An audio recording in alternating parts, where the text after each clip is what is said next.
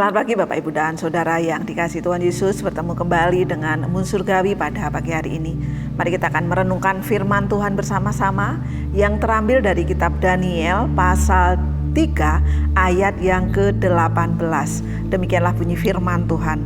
Hendaklah Tuanku mengetahui ya Raja, bahwa kami tidak akan memuja dewa Tuanku dan tidak akan menyembah patung emas yang Tuanku dirikan itu. Bapak Ibu dan Saudara yang kasih Tuhan, saya pernah membaca cerita tentang seorang perawat yang sedang membantu operasi untuk pertama kalinya ya. Pada waktu itu ketika dokter yang dibantu ini selesai mengoperasi, perawat itu melaporkan bahwa sang dokter itu telah menggunakan 12 lembar kasa ya. Tetapi ketika dihitung, kasa itu hanya berjumlah 11. Nah, lalu dokter itu mengatakan bahwa ia telah mengeluarkan semuanya, ya nggak mungkin ada kasa yang tertinggal. Nah, tetapi si perawat tadi bersikeras bahwa kain kasanya itu satu itu hilang ya. Tetapi dokter itu tetap berkata ya bahwa dia tetap akan melanjutkan tugasnya untuk menjahit sayatan dari operasi dari pasien itu ya. Lalu dengan marah dan dengan mata yang menyala-nyala, perawat itu mengatakan ya, kita itu dokter itu nggak boleh ya melakukan atau menjahit itu ya. Karena apa? Yuk kita pikirkan nyawanya, masih ada kasa satu yang tertinggal.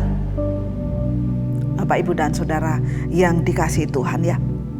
Kemudian dokter itu menunjukkan satu kasa yang di lantai yang dia injak.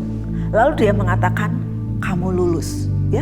Ternyata dokter tadi sedang menguji sang perawat ya. Dan kalau kita melihat bagaimana ujian yang dilakukan dokter kepada perawat ini, lulus. Dan perawat tadi lulus, kata dokter.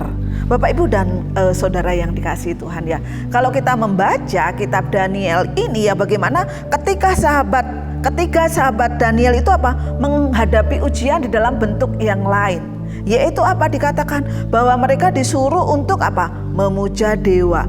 Suruh apa? Menyembah patung emas yang didirikan oleh Raja Nebukadnezar pada waktu itu.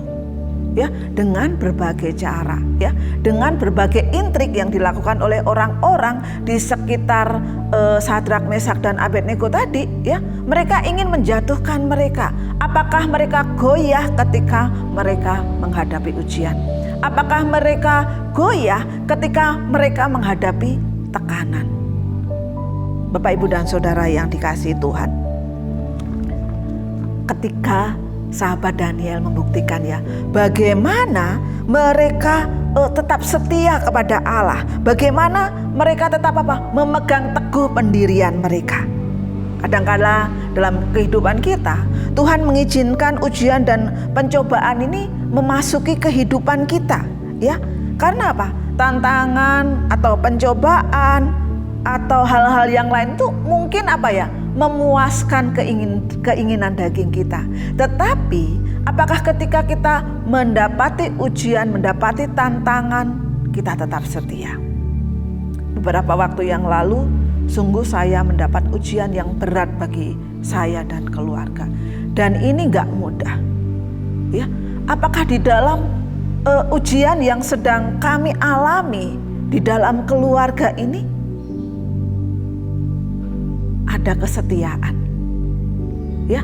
Apakah ada keseriusan untuk bertobat ya? Apakah ada kesetiaan yang dilakukan di dalam masa-masa pencobaan ini? Kami sedang mengalami, dan kami dalam keluarga kami rindu bahwa kami tetap setia kepada Allah.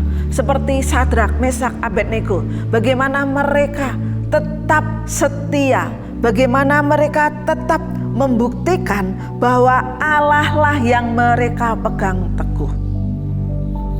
Saya nggak tahu apa persoalan dalam kehidupan kita, apa ujian yang sedang melanda kita. Mungkin sakit penyakit, mungkin ekonomi, mungkin masalah keluarga, atau mungkin hal-hal yang lain. Mari kita percaya, mari kita tetap pegang teguh Allah kita ya. Mari kita tetap setia, sehingga di dalam kesesakan kita, di dalam ujian kita tetap bisa menyembah Allah. Ya, kita tetap bisa memuji nama Tuhan. Dan biarlah ketika kita tahan uji, kata firman Tuhan, kita akan memperoleh sesuatu yang luar biasa. Selamat pagi, selamat merenungkan firman Tuhan. Tuhan Yesus memberkati.